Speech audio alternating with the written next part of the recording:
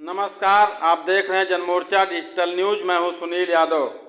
17 जून को अयोध्या के नगर भाजपा विधायक वेद प्रकाश गुप्ता ने अधिकारियों के साथ चौक में शॉपिंग कॉम्प्लेक्स बनाने के लिए मुस्लिम बस्ती में दुकान मकान पर बुलडोजर एक्शन के पीड़ितों से मुलाकात की।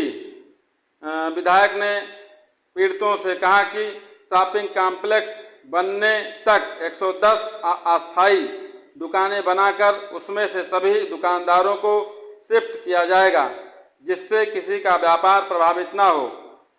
वेद प्रकाश गुप्ता ने कहा, जिनके घर टूटे हैं उन्हें पीएम व सीएम आवास योजना के तहत मकान दिया जाएगा। वेद प्रकाश गुप्ता ने कहा, इस सरकार में किसी का कोई नुकसान नहीं होगा। मुस्लिम महिलाओं ने विधायक के सामने मांग रखी कि उनका मकान वहीं बना कर दिया जाए जहां वे रहती थी। मकान बाहर दिया गया तो उन्हें आने जाने में दिक्कत होगी। महिलाओं का कहना था, उसी जगह पर रहते हुए उनकी 5 पीढ़ियां गुजर चुकी हैं। विधायक ने कॉम्प्लेक्स के लेआउट को इस मौके पर देखा तथा अधिकारियों को आवश्यक दिशा निर्देश दिया। वेद प्रकाश गुप्ता ने कहा, शॉपिंग कॉम्प्लेक्स बनने में प्रभावित लोगों को सूचीबद्ध कर लिया गया है। जिनके मकान गिराए गए हैं उन्हें पीएम आवास योजना व सीएम आवास योजना के तहत मकान दिया जाएगा। उसी स्थान पर शॉपिंग कॉम्प्लेक्स के निर्माण होने तक 110 अस्थायी दुकानों को बनाकर प्रभावित दुकानदारों को दिया जाएगा। वेद प्रकाश गुप्ता ने कहा, चौक क्षेत्र में बनने वाला यह शॉपिंग कॉम्प्लेक्स शहर की ट्रैफिक व्यवस्था, शहरी स्वरूप, व्यावसायिक विकास को एक नई दिशा प्रदान करेगा। विधायक ने कहा, योजना के अनुसार यहाँ 2 पहिया 4 पहिया वाहनों के लिए अत्याधुनिक पार्किंग की सुविधा मौजूद होगी।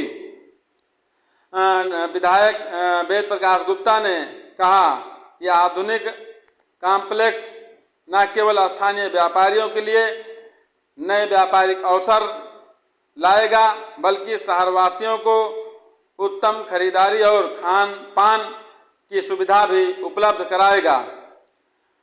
नगर भाजपा विधायक वेद प्रकाश गुप्ता ने कहा, इससे शॉपिंग कॉम्प्लेक्स के बनने से चौक में पार्किंग समस्या का एकदम से समाधान हो जाएगा।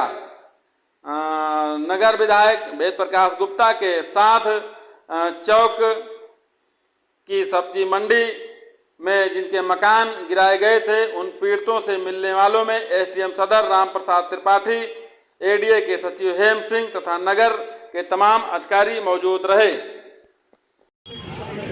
ये जो चौक की पुरानी मंडी है, फुटकर की मंडी है, इस मंडी को सौंदर्यीकरण करने का काम और व्यवस्थाओं को ठीक तरह बनाने का काम, और जो हमारे व्यापारी हैं छोटे बड़े यहाँ पर, उनको हम लोग कैसे बेहतर सुविधाएं दें, क्योंकि अब जब अयोध्या विश्व स्तरीय नगरी बन रही है और स्मार्ट सिटी के रूप में अयोध्या, तो ये भी बहुत महत्वपूर्ण कार्य था और हमारे विकास प्राधिकरण ने इस प्रोजेक्ट को लिया है। इसमें दुकानें बनेंगी और जिन लोगों के मकान हैं उनको मकान देने का काम किया जाएगा, और जो लोग सड़क पर सब्जी और ठेले लगा रहे हैं उन लोगों को प्लेटफार्म देने का। लेकिन ये काम शुरू होने से पहले ही इसकी लिस्टिंग हो गई है, लिस्ट बन गई है, किस किस का मकान है, किस किस की दुकान है, कहीं उसमें कोई कन्फ्यूज़न नहीं है। और जिनका दुकान है उनको दुकान मिलेगी, जिनका मकान टूटेगा उनको मकान कहीं ना कहीं मुख्यमंत्री आवास या प्रधानमंत्री आवास में देने का काम किया जाएगा। लेकिन इसमें थोड़ा सा समय लगेगा, और जब तक ये बनेंगे तब तक के लिए टेम्परेरी व्यवस्था हम लोगों ने, हमारे विकास प्राधिकरण के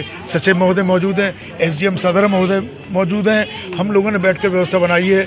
दुकानें करीब कितनी 100 के करीब टेम्परेरी दुकानें हम लोग यहीं पर बना के दे रहे हैं, जिससे ये लोग अपना कारोबार करेंगे, इनका कारोबार प्रभावित नहीं होगा और ये प्रोजेक्ट भी पूरा हो जाएगा। सुनिए, आज से 2 महीने पहले मैं, कमिश्नर, डीएम, हम सब लोग आए थे और पूरा इसको देख के गए थे। विकास प्राधिकरण के अन्य अधिकारी भी थे, और उसके बाद मैं तो रोजाना मंडी आता हूँ, रोजाना इन लोगों को बताया है कि अब ये काम शुरू होने वाला है। ठीक है ना। तो ये बात गलत है, ये बात सत्य नहीं है। और ये लोग भी जानते थे कि ये होगा, लेकिन स्वाभाविक है कि जो आदमी सैकड़ों वर्षों से रह रहा है उसको जब ये लगेगा तो उसको कहीं कष्ट होता है। लेकिन इनको विश्वास होना चाहिए कि इस शहर में माननीय मुख्यमंत्री जी के निर्देश पर, माननीय प्रधानमंत्री जी के आदेश पर हम लोगों ने जो भी अयोध्या में काम कराए हैं, जो लोग भी तोड़ फोड़ हुआ है, उन सबको व्यवस्थित किया गया है, मुआवजा दिया गया है और